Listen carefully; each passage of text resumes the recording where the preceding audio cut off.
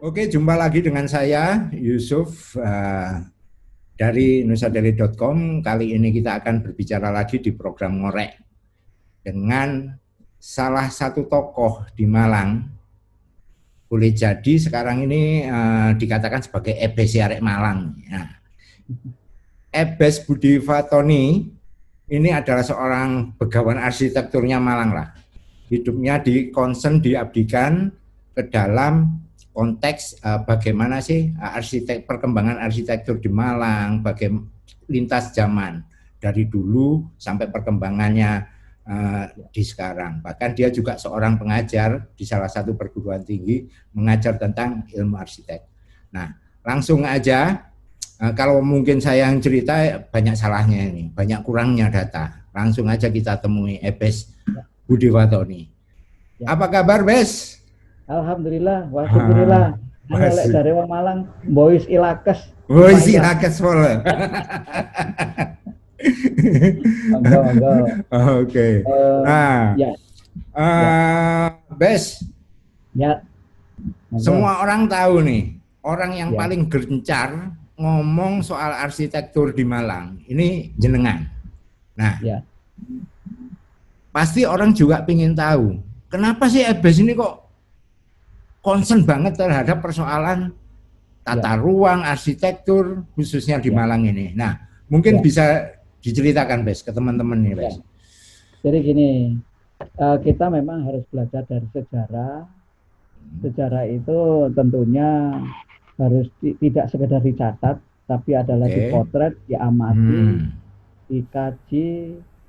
Jika perlu memang itu harus dicontoh runtutannya. Hmm. Ingat bahwa yang sempat kita rekam saat ini itu kan peninggalan bangunan Belanda. Ya, betul. Belanda ini secara visual dulu ya, Hmm. bahwa Belanda ini memilih Malang menjadi sebuah kota itu tidak serta-merta dalam bahasanya itu bahasa kasarnya itu kan dijajah ya. Ya. Hmm. Tapi kita ini diberikan ilmu, salah satunya ilmu seni bangunan, Oke. ilmu seni struktur, Hmm. ilmu seni tentang tata ruang. Di mana ada infrastruktur, ada perencanaan-perencanaan yang dikatakan sebagai Boplan 1 sampai Boplan 8. Perencanaan master plan ini tidak serta-merta. Thomas Carsten merencanakan itu karena kondisi geografis sehingga menentukan bentuk karakter kota. Oke. Kota Malang dengan kota Surabaya, kota Semarang, kota Jogja, kota Bandung itu relatif hampir sama tapi berbeda. Sehingga faktor geografis itu sebagai penentu bentuk kota. Hmm. Boleh dikatakan beberapa kota tadi adalah pernah dihuni, dirancang oleh orang Belanda. Tapi karakter itu tidak akan bisa disamakan. Contoh seperti di Jawa Timur. Kota Malang menjadikan kota paling tertinggi di antara kota-kota yang ada di Jawa Timur. Terbukti bahwa di Malang itu di stasiun Kota Baru itu dulu mungkin 30 tahun yang lalu lah ya sekitar itu ada PIL artinya DPL dari permukaan laut. Ya. Di stasiun Kota Baru itu ada Hmm. plus 444. Sayang sekarang Hmm. sudah hilang ya. Hilang itu ya. Itu Hmm. sebetulnya adalah posisi ketinggian Kota Malang dari air laut itu Hmm. 444 meter. Hmm. Tidak ada di kota Jawa Timur yang setinggi itu. Ada tinggi tapi bukan kota, bisa jadi bukit. Ya. Bukit yang tertinggi di Malang itu adalah Gunung Buring. Gunung Buring itu adalah 641 meter dari muka air laut. Batu lebih tinggi, artinya kota Batu itu kan dulu kan menjadikan kota kecamatan ya, wilayahnya apa Kabupaten Malang. Nah sekarang begini, ini pelajaran besar bagi semua disiplin ilmu yang ada di kota, bahwa wujud fisik arsitekturnya itu menjadi khas. Nah kekhasan ini seharusnya kan dilestarikan. munculnya arsitek baru. Jadi kalau berbicara arsitek itu adalah profesi, kalau Ya. arsitektur adalah prodinya. Jadi bidang prodi itu bidang keahliannya. Sehingga di Kota Malang ini saya terutama paling prihatin melihat pembangunan Kota Malang itu tidak berbasis perencanaan yang berkelanjutan, terutama tata Oke. ruang. Seharusnya kalau misalnya pemerintah maupun konsultan itu mau peduli terhadap, mau mengamati tentang tata ruang, saya yakin bahwa Kota Malang tidak akan seperti separah ini. Tahun 2014 sempat saya sampaikan pada teman-teman media bahwa 5 tahun lagi Kota Malang akan menjadi kota yang tidak bisa bergerak. Oke. Sempat sebelum pandemi itu kan Malang kan sudah menjadi kota yang padat, Ya. artinya tidak ramah. Didukung dengan para pengendara ini justru jujur memang tidak begitu punya apa ya, punya adat lah gitu ya, punya adab lah ya, sehingga trotoar bisa menjadi tempat mereka berjalan mengendarai sepeda motor, sehingga arsitekturnya itu tidak manusiawi. Artinya Berbicara dari tentang sisi penataan kota ya bisa jadi sekarang ini kemunduran dong, Bes.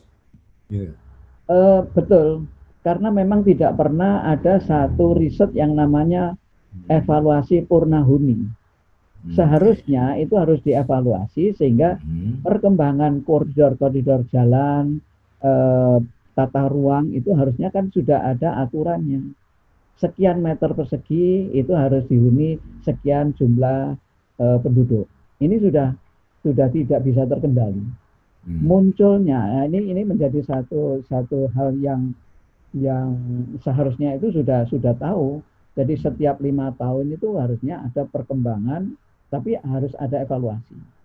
Sehingga penataan ruang saat ini Kota Malang ini sudah tidak bisa bergerak lagi. Sehingga ruang terbuka hijau di Kota Malang itu belum mencapai yang diharapkan. Artinya 20% aja sudah nggak mungkin, karena munculnya gedung-gedung high rise building, gedung-gedung yang bertingkat tinggi, ini juga menempati pada koridor, pada lahan-lahan yang ekonominya tinggi. Nah, kembali pada ciri khas kota, bahwa ciri khas Kota Malang walaupun pernah dihuni oleh orang Belanda, itu tentunya karakter itu tidak sama.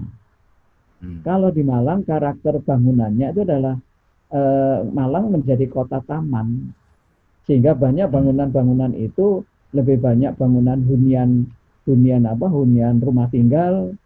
Beda dengan Surabaya, banyak bangunan-bangunan besar karena memang di sana adalah kota kota pesisir. Karena ketika itu arus lalu lintas lebih banyak didukung oleh melalui perairan. Demikian juga kota-kota pesisir ya, kota-kota pesisir atau bisa dikatakan adalah tapal kuda. Nah, Malang ini mempunyai keunikan. Keunikan ini adalah lintas masa. Lintas masa itu prasejarah sampai kerajaan, sampai ada Islam masuk, Belanda masuk, sekarang pada zaman sekarang. Yang saya khawatirkan itu adalah kalau ini tidak dilakukan evaluasi, tidak tertib pada peraturan, akhirnya saya yakin bahwa 5 tahun lagi Malang itu menjadi kota lebih jenuh lagi. Oke. Nah, ini menjadikan catatan besar bagi siapapun. Bahwa menurut saya dengan COVID-19 ini adalah kita bersama-sama untuk mempersiapkan betul bagaimana diciptakan suasana itu tidak hanya sekedar new normal gitu ya, tapi harus ramah terhadap lingkungan. Ini kesempatan besar. Sehingga kenapa mahasiswa kami di Malang sudah harus hati-hati untuk bisa, jadi harus dipikir jauh. Sehingga bagaimana peluang-peluang atau komunikasi kuliah itu melalui komunikasi online ini menjadi lebih praktis, tapi kembali lagi perencanaan kampus yang begitu besar akhirnya tidak dihuni. Ini juga masalah besar bagi perkembangan ekonomi perdagangan di Kota Malang. Ini menjadi bagian yang terpenting bukan hanya pemerintah daerah, semua disiplin ilmu, perguruan tinggi, pelaku bisnis. Artinya kita kan pernah dengar tentang konsep pentahelik ya. Yang pentahelik itu nampaknya ya masih dalam wacana. Dan ini saat ini harus diwujudkan itu konsep pentahelik itu. Karena itu saling keterkaitan dan mempunyai peran penting bagaimana perkembangan kota, bagaimana memberikan suasana bahwa Malang itu harus lebih ramah. Bicara tentang tata ruang kota, ya.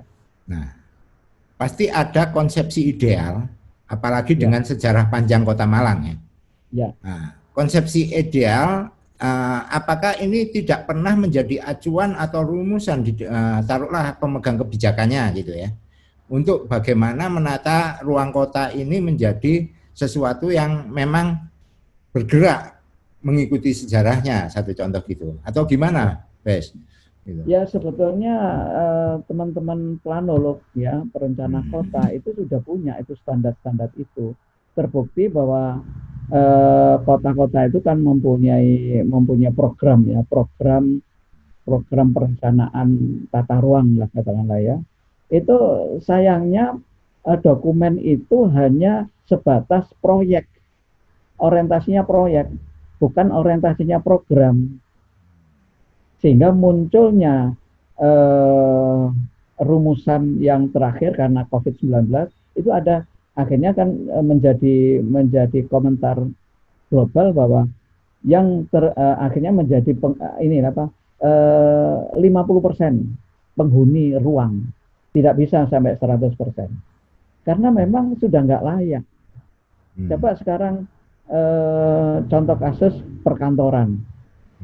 Perkantoran di pemerintah daerah itu kan antara meja dan kursi staf dengan di belakangnya itu banyak tumpukan berkas-berkas, sehingga tidak pernah dipikirkan bagaimana menyimpan barang berkas itu sebenarnya sudah nggak layak, nggak manusiawi. Ini contoh itu kan menjadikan bahwa perilaku berada di ruangan itu kan mudah jenuh, mudah stres, sehingga tidak salah jika mereka itu pada saat jam-jam tertentu kan pernah dulu banyak ASN yang keliling mall itu karena memang jenuh. Ini contoh kasus. Di kantor-kantor kita juga sama aja, seperti di kampus juga sama. Ini menjadikan contoh bahwa standar itu tidak dipatuhi. Arsitek boleh merencanakan, tapi bagaimana perilaku pengguna ruangan itu menciptakan suasana yang crowding, merasa sesak ya, sesak itu secara visual maupun secara kejiwaan. Kembali lagi pada tata ruang. Ideal yang pertama itu yang paling terkecil itu adalah perencanaan sebuah coupling bangunan. Itu standar yang paling ideal. Terkecil ya, paling ideal ya. Ya, antara 40 sampai 60%. Kalau misalnya lahan itu dibangun 40%, terbangun, sisanya harusnya 60%. Demikian sebaliknya. Sehingga kota itu harusnya ada ruang terbuka hijau paling tidak 20%. Nah sekarang nggak sampai 20%. Yang pertama, ketika saya dipilih menjadi tim ahli bangunan gedung, ada sekitar 5 gedung bertingkat sekitar hampir 100 meter dari muka tanah ya. Itu tidak ada gedung yang kami ACC. Karena memang daya tampungnya, daya dukung lahan 6.000. Contoh misalnya seperti mixed use-nya Lipo mixed use yang ada di sebelah timurnya Matos itu. Saya tidak ACC. Karena apa? Memang daya tampungnya tidak layak. Misalnya itu terjadi dibangun itu ada sekitar 20 lantai. Itu jalan veteran itu sudah nggak nyaman lagi. Saya bukan dikatakan apa namanya sok apa gitu ya ideal. Ya memang itu yang harus disampaikan. Nah sekarang dengan luas kota Malang 120 km persegi lah. Tata ruang terbuka hijau itu tinggal mana? Alun-alun Merdeka, alun-alun Rampal. Terus mana lagi nggak ada.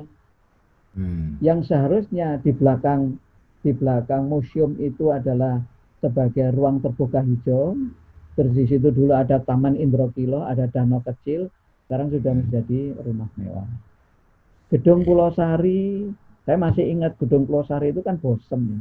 Jadi ada kontur, terus menjadi gedung olahraga, gedung kesenian, sekarang jadi pusat perdagangan. Terus mana lagi? Tinggal lagi taman ini apa namanya Lambau atau Bumi Tanjung sudah dimiliki oleh real estate, oleh pengusaha besar. Dan itu ketika artinya sejak tahun 2002 saya sudah memotret perkembangan itu. 2005 ada gagasan alun-alun Merdeka menjadi alun-alun Junction, mau digali 15 sampai 20 meter.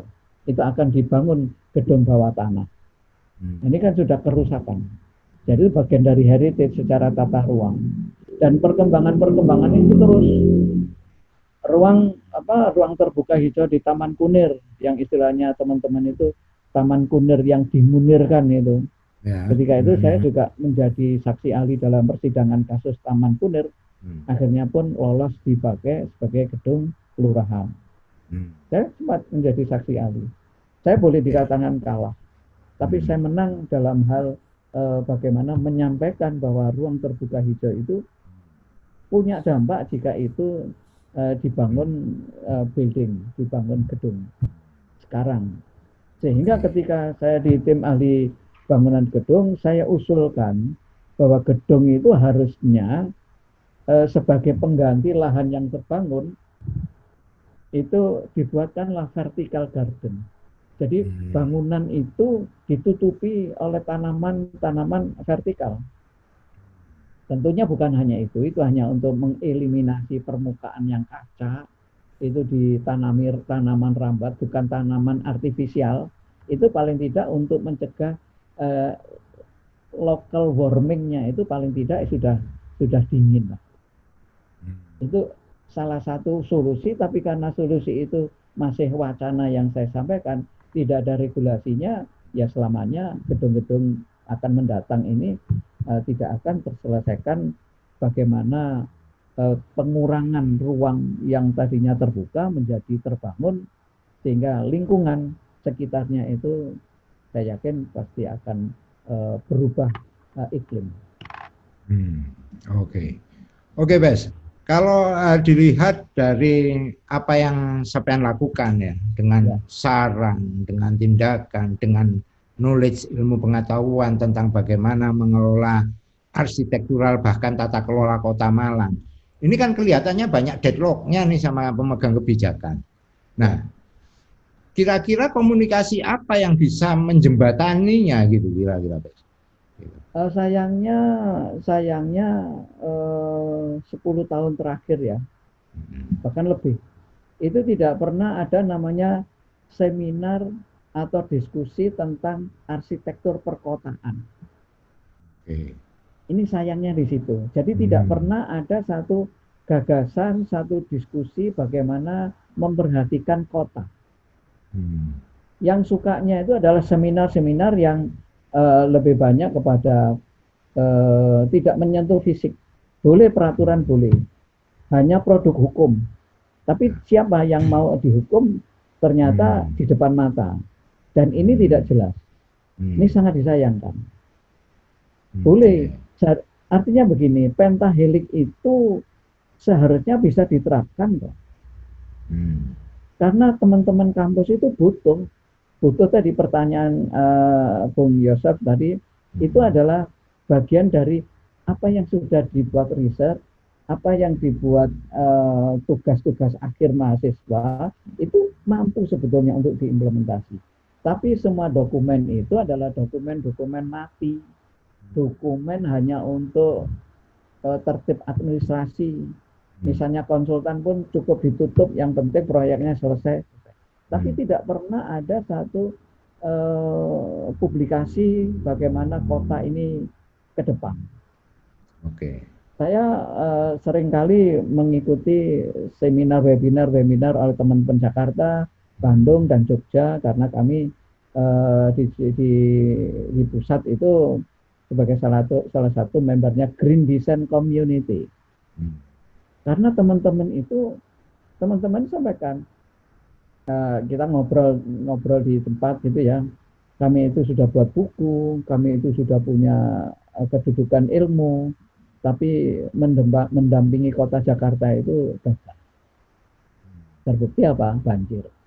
Terbukti banyak hal-hal yang memang kebijakan-kebijakan yang seharusnya itu tertata, akhirnya itu tadi, sehingga tidak ada nawaitu untuk mengevaluasi bagaimana kota ke depan. Lebih banyak pada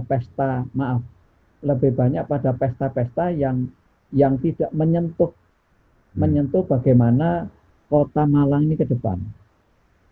Banyak ruas-ruas jalan seperti ini, Soekarno-Hatta pesawat itu sampai ke utara itu, yang dulunya adalah sebagai ruang terbuka hijau ya, walaupun itu milik seseorang, milik petani. Tapi sekarang menjadi apa? Kuliner. Parkirnya pun tidak diperhatikan. Kami tidak menentang, tidak menghambat keinginan masyarakat, keinginan mahasiswa untuk mereka berkumpul-kumpul. Tapi ingat, tidak terencanakan dengan baik, sehingga saya sempat diterjemahkan oleh teman-teman bahwa janganlah tata ruang diganti dengan tata uang. Ini yang akan bencana untuk di Malang. Kalau tidak, pasca pandemi ini tidak segera dilakukan. Sehingga kembali lagi ketika tahun 2014 saya mewacanakan bahwa kota Malang 5 tahun ke depan akan tidak bisa bergerak. Sehingga apa? Oleh pengusaha ya, kebetulan dulu adalah alumni, itu mencoba, gimana Om kalau misalnya kami usulkan untuk transportasi monorail. Akhirnya kami temukan ada MOU tapi tidak bisa dilanjutkan. Maksud saya bahwa saya paham bahwa Malang itu kotanya kan lebih jarak jangkau jalan itu kan kecil, pendek-pendek di Surabaya. Karena itu tadi, karena faktor geografis. Sehingga tidak bisa ada jalan yang lempeng seperti Jalan Ijen, Soekarno-Hatta, itu kan enggak. Jadi potongannya itu rendah. Ini pun juga tidak serta-merta saya mengusulkan jalur transportasi massal itu menggunakan monorail. Tidak serta-merta. Artinya kami akan melibatkan semua interdisiplin ilmu yang ada di Malang. Saya tidak akan mengusulkan ini harus dikuasai oleh kampus ITN Malang. Enggak, tidak bisa. Karena Malang itu sudah milik semua disiplin ilmu, semua perilaku, semua etnis, semua yang ada di dalam kota ini adalah penduduk Malang. Saya tidak pernah memikirkan bahwa Anda bukan orang Malang, tidak bisa. Sehingga Malang itu harus memang terbuka, ya, terbuka, nggak bisa. Ini karena juga Malang sudah dikenal sebagai kota pendidikan. Nah, sampai di mana sekarang peran serta masyarakat dengan perguruan tinggi, bagaimana perguruan tinggi dengan dunia usaha, bagaimana dunia usaha dengan regulasi-regulasinya. Ini kan saling keterkaitan. Dan ini tidak pernah ada satu pertemuan khusus untuk membicarakan bagaimana kota ini ke depan. Lebih banyak seremonial. Ini sayangnya begitu. Oke. Kalau kota Malang dikatakan sebagai kota pendidikan, gitu.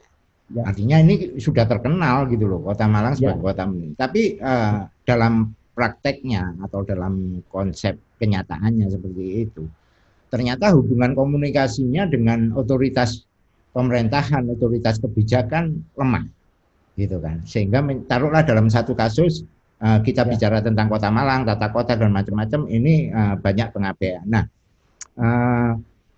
kira-kira kalau kita mencari siapa yang bertanggung jawab akan menjadi repot kan gitu kan, Bes ya. Nah, anggaplah ini persoalan yang menjadi atau terlanjur menjadi benang kusut. Nah, kira-kira gagasan penguraiannya seperti apa, Bes? Sebetulnya sederhana ya, kita harus ketemu. Kita harus ketemu untuk membahas tadi. Mulai mana dulu yang harus dilakukan. Sekarang ini cuaca relatif tidak menjadi musim hujan. Harusnya infrastruktur, bagaimana drainasinya harus dicek. Mana itu titik-titik yang menjadi titik macet, titik simpul tergenang air, itu harus segera diselesaikan. Ini kan bertahun-tahun. Hal-hal yang ya seperti di jalan Sumbersari, daerah ini pertigaan Jalan Jombang ke Sumbersari ya kan? Astagfirullahaladzim. Totokan ini Jalan Surabaya itu ya, Galunggung itu kan selalu menjadi titik simpul kalau hujan pasti banjir. Ini harusnya segera musim kemarau ini harus segera dibuat, diselesaikan itu. Susah diselesaikan karena apa? Deretan ruko itu sudah mempersempit jalur sungai yang ada di belakang ruko. Jika menyempitnya ini, air hujan ketika memang meluap, susah untuk mencari lubang mana yang paling rendah. Ini harusnya sudah diselesaikan. Kembali lagi, kalau mau mundur ke belakang, bahwa terlalu mudah untuk diberikan izin pembangunan ruko. Ini masalah banjir. Terus masalah apa sekarang? Instalasi kabel-kabel yang sudah sangat semrawut. Harusnya ini kan pihak Telkom, pihak-pihak yang terkait itu harusnya jangan sekedar merencanakan utilitasnya, tapi tidak merencanakan bagaimana perkembangan kota. Masalah banjir, terus masalah PKL. Alasannya bahwa di depan minimarket itu kan direncanakan yang seharusnya adalah tempat parkirnya kendaraan, sekarang di situ ditempati PKL. Alasannya ada kontribusi, ada simbiosis mutualisme. Ini kan menjadikan apa? Tempat parkirnya nggak ada. Ruas-ruas di jalan Bendungan Sutami yang harusnya itu bebas ada PKL, itu tumbuh dengan sendirinya. Jalan Surabaya itu kalau sudah crowded, mahasiswa kita juga parkirnya juga ngawur, tidak bisa parkir mobil, tapi di situ berderetan percampurnya ada PKL, ada ruko, ada macam-macam. Dan ini kan tidak pernah ada solusi. Apakah memang diberikan restribusi PKL itu akan menjadikan legalitas ketika dia berada di jualan lapak itu? Ini yang menjadikan masalah. Ini kan hal-hal yang simpel. Ini mumpung mahasiswa belum pulang ke Malang atau dengan kondisi ini, seharusnya ada peraturan yang harus dilakukan, dibersihkan di sana, ditata sedemikian rupa. Ini sudah susah gitu. Alang-alang hitung-hitung nantinya kalau itu digeser katanya HAM misalnya ya kan gitu. Ini kan tidak ketemu. Jadi hal-hal yang simpel ini artinya dengan suasana sekarang ini harusnya pemerintah itu sudah mulai tegas aturan itu. Bagaimana menata parkir, bagaimana menata PKL, bagaimana menata infrastruktur, itu hal yang mudah. Saya yakin bahwa teman-teman di kampus itu sudah punya hasil riset yang bagus, tapi tidak pernah terekspos. Mau diekspos itu, wah ini kan kampus kan hanya bisanya membuat sesuatu hasil karya riset, tapi harus didukung dengan regulasi. Dan ini tidak muncul, sehingga apa yang terjadi? Ya ini Malang. Pusat kota Malang dengan batas kota itu kan tidak lebih dari 20 kilo. posisi kota Malang ini berada di jantungnya Malang Raya. Ya. Malang Raya ini posisinya jantungnya Jawa Timur. Jadi nggak salah kalau Malang itu menjadi primadona. Tapi tidak pernah terfikirkan bagaimana penataan tata ruang yang menjadikan tata uang ya sekarang. Jadi ketika Malang itu menjadi kota besar, wah itu kan euforia. Wah menjadi kota besar. Boleh kota besar. Kalau perlu kota metropolitan. Tapi tidak pernah dipikirkan bagaimana dampak kemajuan perkembangan kota ini berdampak apa? Perilaku pengendara seenaknya, sudah seenaknya, udah aturan harus pakai helm, nggak pakai helm. Sekarang ada aturan pakai masker, sudah nggak pakai helm, nggak pakai masker. Siapa lagi kalau tidak perilaku pengendara? Ini tidak hanya perilaku mahasiswa. Saya selalu sampaikan pada mahasiswa, ketika Anda datang ke Malang, cobalah harus santun. Tunjukkan bahwa Anda adalah akademisi. Tapi karena perkembangannya sekarang ini, tidak ada aturan yang jelas, semuanya pun ikut. Nggak tua, nggak muda, nggak laki, nggak perempuan. Kalau sudah naik sepeda motor, waduh. Wah, kayak pembalap aja. Oke. Orang banyak bilang, artinya secara brand nih ya, Bes. Ya. Secara brand nih, wis Malang ini kotanya enak, adem ya kan, sejuk artinya ini. Nah, apalagi tadi diperkuat dengan statement Bes bahwa Malang ini jantung loh, nggak hanya cuman jantungnya Malang Raya gitu kan, tapi juga jantungnya Jawa Timur. Nah, tapi kelihatannya setelah dari keterangan Bes tadi, ini jantungnya loro ini Bes. Jantungnya sakit ini. Nah, obatnya apa, Bes? Ya, sebetulnya kalau menurut saya itu kan hampir sering ya, walaupun di pertemuan-pertemuan kota itu ya, saya mewakili kampus, selalu mewakili kampus saya. Saya bicarakan aja, walaupun konteksnya, temanya tidak, tapi selalu menyampaikan, ayo kita ketemu. Saya sampaikan, kampus-kampus ini sudah, mereka itu pinter-pinter kok. Mereka itu, ya artinya, teori itu kalau hanya tertib di dokumen ya selesai, tapi kan harus diimplementasikan. Jadi harusnya itu marilah kita ketemu para yang pakar-pakar yang benar-benar lulusan dari luar negeri maupun dalam negeri. Ayo kita bicara bersama. Jangan bicara proyek loh gitu loh. Kan ada Tridharma perguruan tinggi. Tridharma perguruan tinggi itu malah justru didanai oleh Dikti, ada dananya. Jadi teman-teman itu para untuk menerapkan Tridharma perguruan tinggi itu ada dananya. Nggak akan minta dana pada pemerintah, enggak. Pemerintah itu yang penting apa? Memberikan legalisasi, tanda tangan, selesai. Dan ini harusnya dimanfaatkan. Oke. Nah sekarang bagaimana birokrat? Sudah sering nggak datang ke kampus. Jadi ya teman kampus ya sudah. Bagaimana legislatif itu datang ke kampus. Ini sudah berapa puluh tahun ini. Teman-teman legislatif itu nggak pernah mau datang ke kampus. Takut kalau dia takutnya kalau mau disidang gitu. Padahal kita enggak. Tapi itu kan suara rakyat. Sehingga begini. Malang itu kan menjadi kota pelajar, sekarang menjadi kota pendidikan itu tidak sekarang. Jadi lahirnya pasukan TRIP, TRIP ya, Tentara Pelajar Indonesia itu kan cikal bakal memperjuangkan bagaimana kemerdekaan sampai sekarang menjadi Malang menjadi kota pendidikan.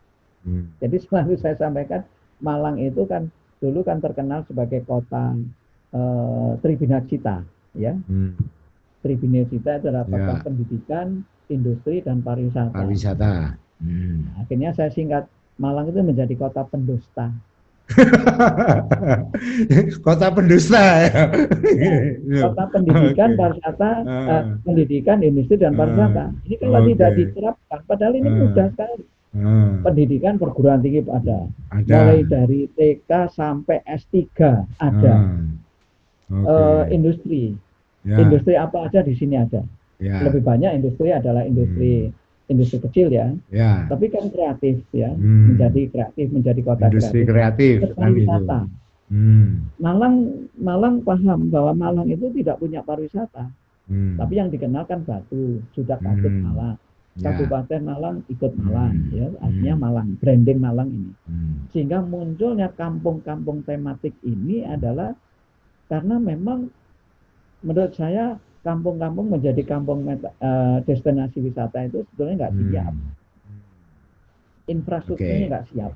Hmm. Bagaimana fasilitas parkir, Hmm. bagaimana akses ketika berada di kampung itu, sudah nyaman nggak? Tidak hanya sekedar Hmm. dapat duit, Hmm. tidak sekedar menciptakan artifisial yang dipaksakan. Hmm. Ya, ini jujur aja. Jadi Ya. ini harus harus ada evaluasi. Jangan hanya Hmm. sekedar ya sudah pariwisata gitu. Tapi ingat bahwa pariwisata itu harus direncanakan, dievaluasi sehingga untuk program ke depan itu wisata Kota Malang ini ramah gitu. Hmm. Dikit-dikit parkir Oke. kena, enggak. Dikit-dikit Hmm. parkir kena, enggak nyaman. Hmm. Keluhan banyak wisatawan itu bahwa ribet Ah. di Ya. tiketing. Parkir. Ya. Parkir itu kan Hmm. salah satu tiketing. Dan ini akan menambah, memperparah Kota Malang jika tidak segera untuk kita. Oleh sebab itu dengan media mampu untuk mempertemukan bagaimana kita akan bicarakan sebaiknya kota ini mau dibuat apa. Jadi jangan Oke. hanya sekedar slogan, Hmm. slogan ini Kota Malang menjadi kota ini, tapi tidak Hmm. pernah dilakukan riset, Oke. tidak pernah dilakukan pertemuan bersama bagaimana. Jadi yang namanya forum group discussion itu benar-benar tidak hanya sekedar tertib di dokumen, Hmm. tapi implementasi itu biasanya putus di situ, selesai. Nah ini. Oke. Jadi lebih penting syarat admin nih, Pak. Ya kan, Pak ya? Nah itu Syarat tadi admin daripada admin itu realitas boleh. untuk bisa dijalankan gitu ya. Ya, Gitu. admin itu Hmm. boleh sebagai dokumen ya. Tapi kalau Hmm. dokumen itu hanya bisanya ditaruh di rak rak almari, selesai udah. Hmm. Padahal anak-anak kita di tingkatan SMK itu kan Hmm. pinter untuk mewujudkan dalam bentuk apa? Animasi, Hmm. Oke. menunjukkan tentang kreativitas. Jadi jawabannya itu sebetulnya ada di depan, tapi tidak pernah dipertemukan sehingga kota ini adalah milik bersama, bukan Oke. milik penguasa dan pengusaha, Oke. milik semua. Hmm. Ini yang saya sebenarnya sudah lama. Kadang-kadang Hmm. ketika saya mengikuti forum-forum diskusi di kota, di beberapa tempat hotel itu, saya jadi ini apa sih ya harusnya? Hmm. Kan sayang gitu loh. Banyak Oke. yang seperti contoh sekarang saya masih aktif di tim ahli cagar budaya, ya toh. Ya. Ini kan menjadi ciri khas Hmm. karena nggak ada lagi Malang itu menjadi ciri khas kecuali adalah visual arsitektur perkotaan. Hmm. Visual arsitektur perkotaan adalah bangunan-bangunan lama, bangunan-bangunan kolonial yang Oke. ditetapkan sebagai heritage. Hmm. Nah, heritage yang tangible, yang kelihatan, yang bisa dipegang, yang bisa dirasakan, bisa dipakai untuk dokumen foto dan segalanya, ini tidak punya konsisten. Tidak punya Ada konsisten, Pak. konsistensi, tidak ada Ya, konsistensi di situ. Nah, kenapa ya. itu? Ah. Walaupun ada Undang-Undang Cagar Budaya nomor Hmm. 11 tahun 2010, Hmm.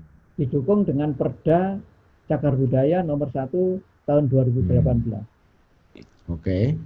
Gitu. Perda ini sudah Undang-Undang Cagar Budaya ini sudah kami sosialisasikan di masing-masing kecamatan. Ada 7 kecamatan ya yang ada di Malang. Itu dihadiri oleh para wakil-wakil dari tokoh masyarakat, kelurahan, unsur-unsur yang ada di LPMK atau apa itu ya, LMD dan itu masuk. Sudah kita sosialisasikan. Tapi dasarnya pengusaha, dasarnya pemilik itu lebih kuat duitnya, sukanya bangunan itu karena dianggap sebagai bangunan tua, perawatannya tinggi, lebih baik dijual. Dipindahkan tangan kedua ketiga, akhirnya desain itu dianggap tidak layak, Oke. dipugar Ya. tanpa persetujuan kami dari tim ahli Hmm. jagat budaya. Ini Oke. Hmm. memperparah bahwa ciri khas kota Malang itu pudar. Hmm. Oke. Gitu ya. Nah, Itulah. ketika orang mau merubah apa yang ditetapkan sebagai sebuah cagar budaya, sudah ada undang-undang, sudah ada peraturan, kan berarti ada konsekuensi hukum sebenarnya. Nah, Ada, bagaimana ada. konsekuensi hukum ini pelaksanaannya? Gitu. Nah, itu belum pernah diwujudkan. Oke. Sehingga para pemilik itu anggap aja, nanti kalau sudah diberi sesuatu, semuanya bisa selesai. Dan ini kami menghadapi beberapa bangunan-bangunan yang sengaja dipugar oleh pemilik, arsiteknya tidak mampu menerjemahkan kawasan itu menjadi kawasan heritage, akhirnya muncul muncul sebuah bangunan yang menjadi asing di lingkungan sekitarnya. Ini juga memperparah. Di Oke. satu sisi kami dari TACB memberikan pendampingan kepada klien bahwa kawasan itu menjadi kawasan heritage. Kami sudah rekomendasi gambar yang mendekati gambar nuansa model heritage, tapi ketika diimplementasikan bangunannya berubah total. Ada kasus itu di koridor pusat kota ada, dan ini kami hentikan, tidak ada respon balik oleh pemilik. Saya juga nggak tahu, artinya proses sudah kita lakukan. Tapi ada juga klien-klien kami yang patuh. Sebelum melakukan permohonan resmi, mereka minta saran dari kami di ATCB. Bagus, juga kami berikan. Artinya bahwa sikap peran TACB itu memberikan kemudahan, tapi tidak boleh ngawur. Ya, karena ada aturan, ada patokan, ada kode etik. Oke. Oke, Wes. Nah, Ya, kalau dulu Malang ada judulnya Malang Tribina Citra, nah begitu. Nah, kalau ya. sekarang kira-kira judulnya apa nih, Wes? Ya bisa dikatakan kalau ini sih judulnya, kalau itu kan memang dari pemerintah ya. Ya. Tapi kalau kacamata saya adalah Malang menjadi kota jenuh. Jenuh aja. Jenuh itu kan Ya. ya ya itulah yang kita hadapi. Jenuhnya itu karena kita sudah mulai tertib menjadi pengendara yang baik, tapi ternyata perilaku yang lain tidak tertib. Terus melihat pemandangan yang seharusnya orang itu menggunakan pengaman, ternyata tidak. Terus dia seringkali, ya jujur aja mahasiswa kami seringkali kadang-kadang pakai baju yang tidak sopan, melewati jalan yang seharusnya. Ini hal-hal yang ini kan akhirnya apa? Tidak jelas gitu loh. Karena memang dia nggak ada yang dicontoh. Peraturannya nggak tajam gitu. Dan Apa itu ini bisa dikatakan sebagai ini bahwa yang otoritas pengelola kota ini kehilangan visi sebenarnya. Kalau dibilang bahwa Malang ini mau dijadikan apa sih seperti itu gitu. Nah sekarang ketika beliau-beliau itu mencalonkan menjadi kepala daerah itu kan sudah jelas tuh. Visi misinya sudah jelas. Ya toh? Nah sekarang berapa persen visi misi itu bisa diterapkan kan gitu. Belum lagi para informan-informan yang menjadikan visi misinya itu sudah lepas. Sudah lepas. Nah ini yang menjadikan bahwa kota itu, kota Malang menjadi kota jenuh. Jadi ya dengan kota Malang ya bisa jadi nasibnya Malang. Sebetulnya mampu teman-teman komunitas mampu, media mampu, pengusaha itu kalau diajak ngomong ya bisa. Ada juga kok pengusaha yang bijak itu ya ada, tidak mau ya ada. Cuman kembali lagi kenapa implementasinya itu selalu berubah. Seperti bangunan-bangunan besar itu sukanya apa? selalu di pinggir sungai atau di pinggir selokan atau di pinggir sungai kecil. Padahal itu harusnya kan dihidupkan. Nah, ini jadi mati, sungainya jadi mati, terhalang oleh bangunan. Malang itu sebetulnya menjadi kota yang tidak mungkin akan banjir karena ketinggian. Sungai kita ini kan terjal sekali. Jadi ketika musim hujan itu kenapa jalan utama itu menjadi sungai, pindah sungainya nggak di bawah tapi di atas. Karena infrastrukturnya tidak pernah dievaluasi. Atau yang kedua, selokan-selokan itu para pedagang kaki lima itu ya, kalau buang limbahnya itu di selokan pada saat musim kemarau, pada saat musim hujan, karena itu mengeras, akhirnya apa? Mampet. Jadi tidak lancar drainase. Melihat atau mendengar uraian Ebes ini tadi, berarti PR besar kita adalah pemegang kekuasaan, otoritas pemerintahan, masyarakat Malang sendiri, dunia pendidikan dan dunia usaha, paling tidak harus melakukan satu bentuk kesadaran bersama, kerjasama bersama, begitu kan, untuk membuat bagaimana memproyeksikan Kota Malang ini ke depan dari persoalan-persoalan yang sudah ada. Nah, terakhir, Bes, pesan untuk semua ini yang terlibat, dan artinya kita bicara tentang, kalau bicara Kota Malang adalah bicara tentang stakeholder keseluruhan. Pesan Bes gimana nih supaya yang ruwet ini bisa terurai gitu? Jadi kembali lagi, saran yang paling bagus adalah kita memahami dan menyadari bahwa kota ini adalah kota milik bersama. Pengusaha itu ingin usahanya itu nyaman dan aman. Tentunya kalau aman dan nyaman kan mesti untung. Ya kan? Kalau tidak nyaman dan tidak aman, saya pikir akan menjadi beban. Terus perguruan tinggi pun juga gitu. Marilah harus turun untuk melakukan kepedulian. Hal-hal kepedulian itu sudah sering kali saya ngajak mahasiswa jalan-jalan ke kota, di pinggir sungai, di tempat-tempat pasar, di tempat-tempat mana yang, ayo apa yang kamu lakukan. Dan itu saya membuktikan bahwa apa pemikiran konsep yang pernah saya sharekan di media sosial yang kami itu adalah saya ingin belajar membaca keinginan mahasiswa itu. Ini kan hal sederhana, ya, hal-hal yang sederhana yang harus bisa diwujudkan. Ada beberapa yang sempat kami wujudkan, ya, seperti kampung bambu mewek, kampung kayu tangan menjadi kampung heritage. Ini semua adalah kritik tapi solusi sederhana. Bagaimana birokrat itu sudah mulai harus mempermudah birokrasi. Jadi birokrasinya itu harus birokratif, bukan birokrasi. Bagaimana birokratif? Yang memudahkan. Pemohon itu merasa senang kalau dilayani. Ada bagian yang sudah, tapi ketika itu dianggap menyulitkan, atau bisa jadi pengusaha, ini kok waktunya kok sampai lama, saya kepingin cepat. Ya, karena ini aturan. Yang berikutnya adalah tokoh masyarakat. Tokoh masyarakat itu masih banyak yang mau peduli. Dengan cara apa? Ya cara kita harus datangi tokoh masyarakat itu. Diajak ngobrol. Kalau misalnya malam hari tidak bisa, ya pagi hari. Di mana? Ya di alun-alun bisa. Atau di tempat-tempat mana ya, warung, ngopi gitu. Ngobrol bareng. Siapa yang akan mencatat? Mahasiswa kami. Nah setelah itu ada unsur dari birokrat. Unsur legislatif. Supaya apa? Antara birokrat, eksekutif dan legislatif itu harus kompak. Ini kan nggak kompak. Contoh kan banyak kasus-kasus yang akan menjadikan korban. Dan ini menjadi satu catatan penting. Supaya apa? Malang ini menjadi barometernya Jawa Timur. Sudah kita rasakan.